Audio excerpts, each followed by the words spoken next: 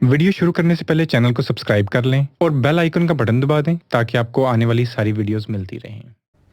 अस्सलाम वालेकुम दोस्तों, मेरा नाम अरसलान खान है। अच्छा, एक चीज़ जो है ना वो बड़ी मुश्तरक है, कहते हैं एंजाइटी में और डिप्रेशन में।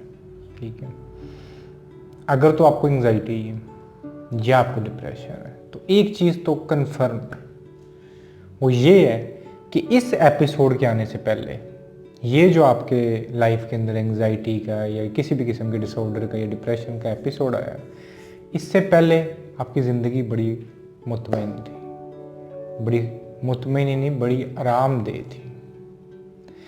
और मैं ये किस चीज़ की बेस पे बोल सकता हूँ?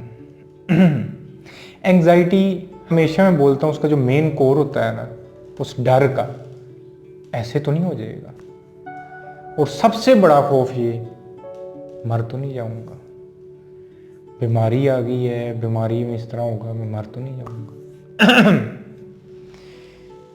क्यों है आपको इस चीज का खौफ कि आपको मौत आ जाएगी? एक गरीब आदमी है जिसकी जहन्नुम नुमा जिंदगी है। ठीक है, हम अपनी जिंदगियों में देखते हैं, हम जिस तरह के ममालिक के अंदर रहते हैं, आप बेतहाशा लोग, और मैं कई दफ़ा सोचता भी था कि यार इन लोगों की इतनी मुश्किल ज़िंदगी, स्पेशली हमारी सोसाइटी में जो बिल्कुल लो तबके के जो लोग हैं, वहाँ पर औरतों की ज़िंदगी इतनी हार्ड ज़िंदगी है। आप कभी मतलब उनको जाके स्टडी करें, उनकी निस्बत हालांकि इतनी हार्ड, इतनी दुखों भरी ज़िंदगी है, उनके अंदर डिप्रेशन एंजाइटी की मिकदार इंतहाई कम होगी कंपैरेटिवली उन लोगों के जिनकी लाइफ बड़ी लग्जूरियस होगी या समहाउ लग्जूरियस होगी, क्योंकि उनके पास खोने के लिए कुछ भी नहीं है। गरीब मुश्किल से ज़िंदगी गुजार रहे हैं, और बल्कि कई आपने देखा होगा, वो बेचारे गरीब होते हैं, वो जाके अपनी ज़िंदगी ख़त्म कर लेते हैं, खाने को कुछ है नहीं है, क्या तो क्या उनको किस चीज़ का खौफ होना? कल की आती है, अभी आ जाए। पर आपको ये खौफ कि मैं मर ना जाऊं, ये तब आता है जब आप अपनी ज़िंदगी के साथ अटैच हो जाते हैं और आप एक आराम में होते हैं कि आप पीस को खोना नहीं चाहते। You have something in your life, आप ये आराम, ये सुकून, ये चैन, ये सब कुछ जो आपके पास है, ये कहीं ख़त्म तो नहीं हो जाएगा? खौफ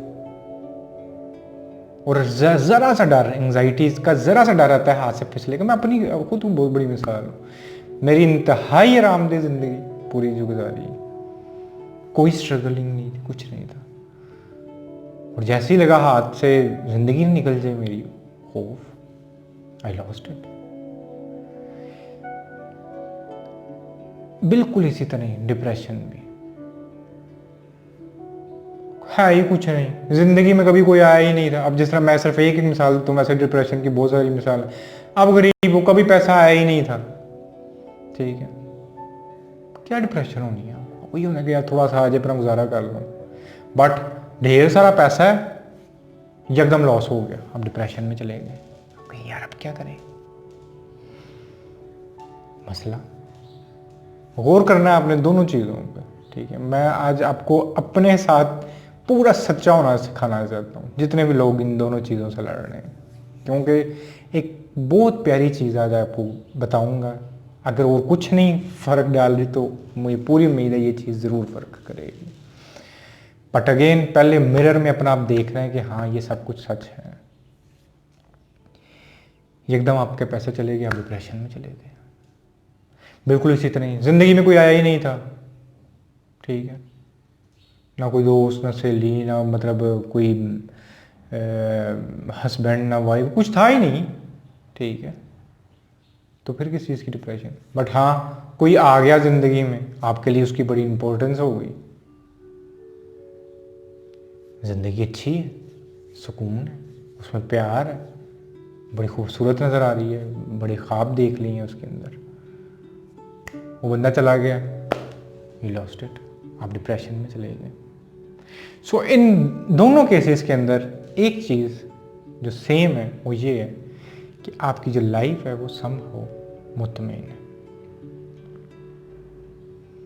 वो खूबसूरत है, उसमें आराम है, इसलिए आप डरते हो। जिस तरह मैं डिप्रेशन में बोलता हूँ, अगर जब को आपको डिप्रेशन है, डिप्रेशन होता ही आपको तब है जब चीज़ें आपकी टर्म्स से हटके होना शुरू हो जाए।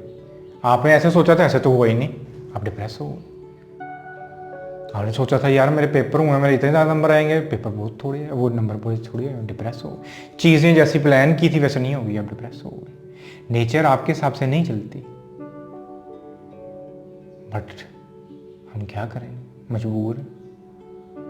हमने सोचा था इस बंदे के साथ पूरी ज़िंदगी गुजारनी, वो बंदा आया और चला गया, ये क्या, मेरे हिसाब से तो काम नहीं हुआ, डिप्रेस हो गए। तो दोनों चीज़ों में आप लोगों ने अपने साथ बिल्कुल सच्चे हो जाना है कि हाँ ये मसले हैं, ठीक है। और हमारी ज़िंदगी क्योंकि खूबसूरत थी। आप अपने टर्म्स पर ज़िंदगी गुजारने का सोच भी तब भी सकते हैं जब आपकी ज़िंदगी ऐसी गुजरी हो, ठीक है।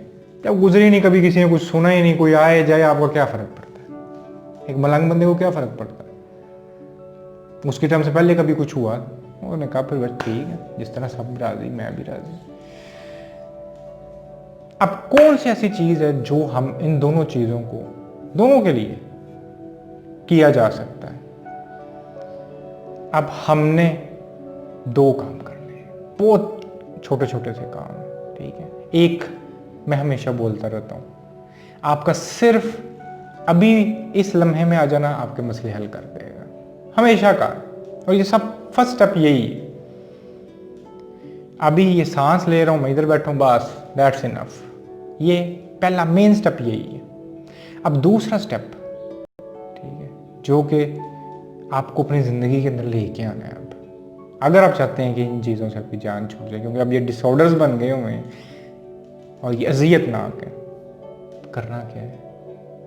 शुक्र, थैंकफुलनेस, हर चीज़ को लेके। मेरा ये पूरी बात को समझाने का मकसद ही ये था कि बी थैंकफुल। लोगों को देखिए, जेल में पूरी पूरी ज़िंदगी गुजारते हैं लोग, एक कमरा, चटाई बिछी हुई है, हमारे पास बेड है, अच्छा सोने के लिए, अच्छा खा लिया, सब कुछ कर लिया। उनके पास कुछ नहीं है जो जेलों में, पागल खानों में, हार्ड लाइफ, मुश्किल ज़िंदगी है। उनका एंग्जाइटी में जाना समझ में भी आएगा, उनका डिप्रेशन में जाना भी समझ में आ जाएगा, बट उनको भी हम बताया जा सकता है। जिस तरह मैं बड़ी दफ़ा कहता हूँ, विश्वास में कहते थे, एक वो बंदे के पास गए, उसको बीमारी हो गई, एक टांग काट गई डॉक्टरों ने, मैंने कहा कोई नहीं यार, सो बिस्मिल्लाह, बाकी सारा जिस्म है। कहते थोड़े अरसे बाद गया, उसकी दूसरी टांग भी काट दी। मैंने कहा यार क्या फ़र्क पड़ता है, 2 बाजू। कहता फिर मुझे कभी खबर आई कि उसकी एक बाजू भी काट दी। फिर क्या? उन्होंने कहा यार कि अल्लाह का शुक्र है यार, अभी एक बाजू है, बस ठीक है, सब कुछ हो जाता है, खुश, शुक्र। कहते उसके बाद मैं उनकी तरफ गए नहीं कि और ही ना कोई खबर आ जाए। थिंग इज शुक्र, चीजें आपके हिसाब से नहीं भी हो रही तब भी शुक्र, तब भी बहुत कुछ है। जिस तरह मैं कहा था, आपको नींद नहीं आती ना, एक बड़ी माइंडफुल, बड़ी खूबसूरत एक्सरसाइज है। आप जाओ अपने बेड का शुक्रिया अदा करोगे ना। जिस तरह मैं खुद अपनी बात करता हूँ, मैं चीज़ों से बहुत ज़्यादा अटैच हो जाता हूँ, अपनी चीज़ें कभी सेल नहीं करता। मैंने आज तक अपना अभी कोई चीज़ सेल नहीं की, सारे पुराने मोबाइल भी पड़े होंगे, क्योंकि मेरी अटैचमेंट हो जाती है उनके साथ। मैं उनसे बात भी करूँगा, ठीक है, मेरे नज़दीक वो बड़े क्लोज हो जाते हैं मेरे से। और आई थिंक हर सेंसिटिव इंसान के साथ इस तरह होता होगा। तो बी थैंकफुल। आपने हार्डशिप नहीं देखी है अभी, हार्डशिप बड़ी अजीबोगरीब चीज़ है, और शायद जब देख लेंगे हमारी एंग्जाइटीज ख़त्म हो जाती हैं। हम हार्डशिप देख लेते हैं, हमारी डिप्रेशन ख़त्म हो जाते हैं। बात ख़त्म करता हूँ, छोटी सी कहानी है, उससे अपनी बात को मज़ीद समझाया जाए शायद मेरे से। कि एक ना बंदा था, उसका छोटा सा घर था, गरीब था बहुत, कमरे जितना उसका घर था। तो गरीब हालात थे, तंग था अपने हालात से। तो वो ना एक आलिम के पास गया, एक सूफी के पास गया, किसी दरवेश के पास गया। जाके उसे कहा यार बड़ी मुसीबत ज़्यादा ज़िंदगी, हर वक्त डिप्रेस, हर वक्त सोचता रहता हूँ क्या ज़िंदगी है मेरी। यहाँ वो है कि छोटा सा झुग्गी सी है मेरी, अब मेरे 7-8 बच्चे हैं, ठीक है, बीवी है, मैं हूँ, हम तो उधर पता नहीं किस तरह एडजस्ट होते हैं, समझ से बाहर है, बड़ा परेशान हूं मैं। मुझे बताइए मैं क्या करूं। जो दरवेश बैठे हुए थे, जो सूफी थे, उन्होंने कहा कि तुम्हें ये बता कि काम काज क्या करता है। कहते काम काज क्या करना है मैंने, बकरियां बुकरियां हैं मेरी, ठीक है, उनको चुराता हूँ। तो कहता है और साथ, कहता है और कुछ नहीं, वो एक कुत्ता शुत्ता रखा हुआ जो बकरियों शुक्रियों का ध्यान रखता है, सारा कुछ इस तरह की चीज़ें रखी हुई हैं। ठीक है। तो उसने कहा कि ऐसे कर, वो सारी जो है ना बकरियां शक्रियां कुत्ता शुत्ता जो भी तेरे पास है, उन सारों को भी अपने कमरे में ले जा, वो जो तेरा छोटा सा चुग्गी है ना उसके अंदर ले जा। ये क्या बात कर रहे हैं, हम पता नहीं किस तरह आते हैं। उन्होंने कहा ले जा, उनके साथ रहना तूने अब एक हफ्ता, वो भी तेरे साथ कमरे में रहेंगे। वो कहेंगे मुर्शिद कुछ रहम करो, हम पता नहीं किस तरह आ रहे हैं, उनको किस तरह एडजस्ट करेंगे। कहता है एक हफ्ता कर लो।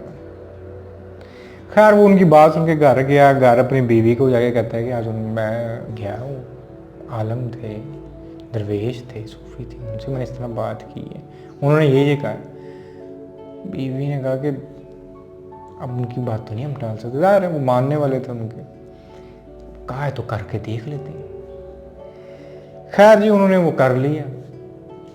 बड़ी मुश्किल हो गई जिंदगी।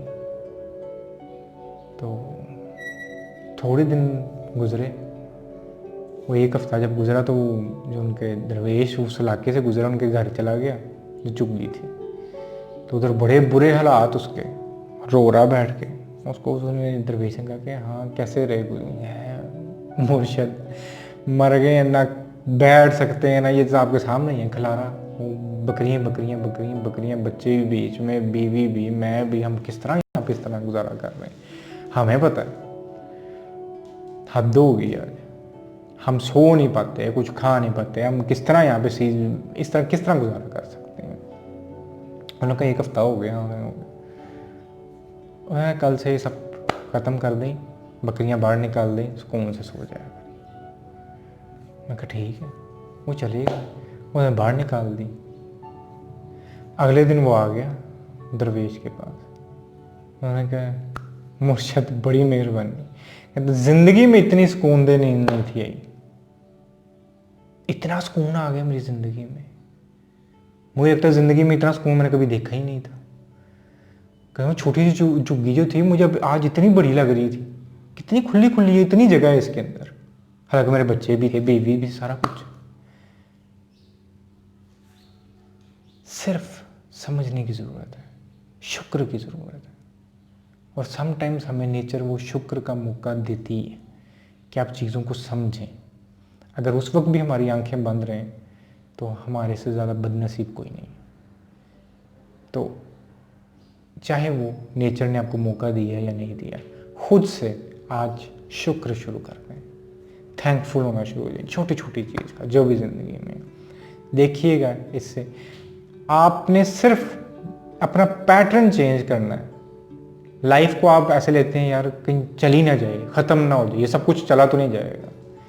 सिर्फ थोड़ा सा इसको डिफरेंटली देखना शुरू करें, एक टिल्ट लेना है सिर्फ इसने, और वो ये है कि जितनी देर सांस चल रही है इसको खूबसूरत बनाना, और इसमें जो कुछ नवाज रहा है, खुदा नवाज रहा है हमें, उसका शुक्र करो। जो है उसको भरपूर तरीके से यूज़ करो, इस्तेमाल करो अपने लिए, ताकि आपकी ज़िंदगी प्यारी हो। आज के लिए इतने, अल्लाह हाफ़िज़।